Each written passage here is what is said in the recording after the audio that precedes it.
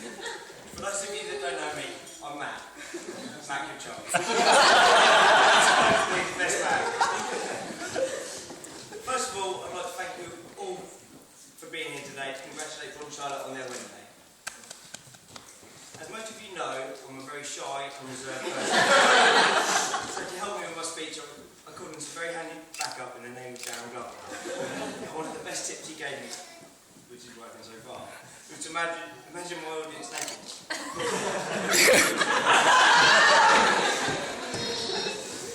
Now, before I undertake the customary duty of giving God an uncomfortable few minutes, it's part of the official duty to thank the bridesmaids. I have to say, they all look wonderful and have done a fantastic job, not least of which was getting chunked to the church. I understand she got quite a struggle.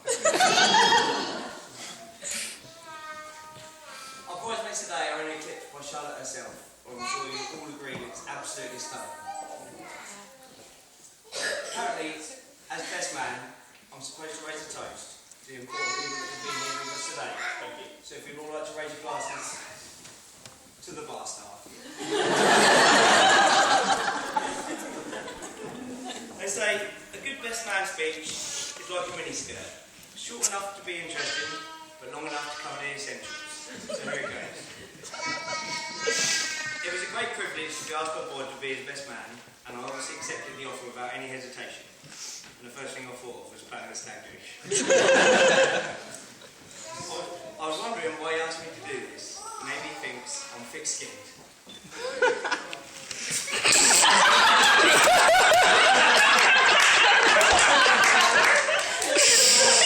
Jewish. There's nothing I wouldn't do for God. Likewise, there's nothing he wouldn't do for me. And my main responsibility for today was to make sure he arrived on time, relaxed, and looking good. After all, it's a difficult task, because after all, I'm best man, not a plastic surgeon.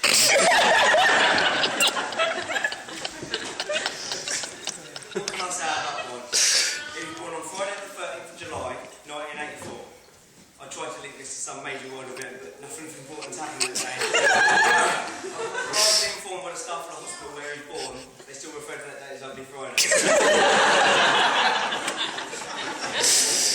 I've known God since I was about 5 years old, and over the years we've experienced and shared a lot together. Unfortunately, Charlotte's never been one of them.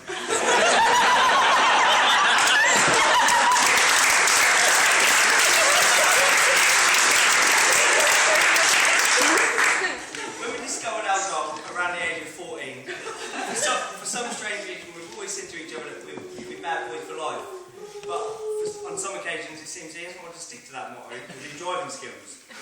There was this one time around sort of Hadley Way, we were on our way back to Phoenix State, do you remember? Yeah. He thought it would be wise to overtake this car on a blind bend on the outside, on the wrong side of the road. When we got round the other side of the corner, there was a car coming towards us, so it was either hit the car or come off the road. So we came off this road, ended up in this ditch. The car was sort of rocking like this, and I was up here and he was down here, and he went, "Goody, don't move." I went, "Alright." Turns out we were just in this tiny little ditch, in this tiny little tree.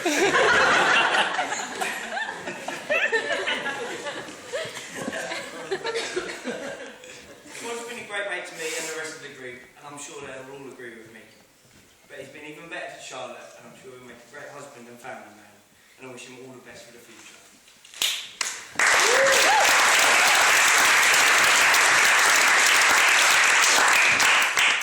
I'm slightly bothered with this title, best man. If I'm meant to be best man, then why Charlotte marry God? But then I remembered how Charlotte felt for God, as he wasted all of his 6 formal hours stalking her. My GCSEs were so bad. We were both approached to Charlotte, he kept it very quiet. And when I found out, I was very pleased for him. But since speaking to him about it, I found it one of the most nerve-wracking things he's ever done. But proposing on the London Eye with champagne was extremely brave, so I'm very proud of him. Well done.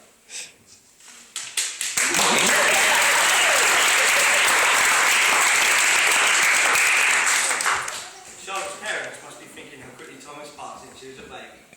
Almost 30 years ago, Stephen Marie was sending her off to bed with a big dummy. You'll be happy to know that we're coming to the end of the speech, and a few of you will be glad I didn't mention the steak. I can tell that everybody's having a great time here today, and this is mainly down to the weeks and months of planning by Bob and Charlotte, and they've done an incredible job to make it such a special day. On behalf of the entire wedding party, I'd like to thank you all for coming to share this wonderful occasion. Also, a very special thanks to the bride and groom parents, without whom none of this could have happened. What has been great to me, and we've had some excellent times over the past, and I'm sure we'll have more in the future, and it's been an honour to be best man today. So on that note, it gives me immense pleasure to invite you all to stand once more. And raise your glasses in a toast to love, laughter, and happy ever after. Bob and Charlotte.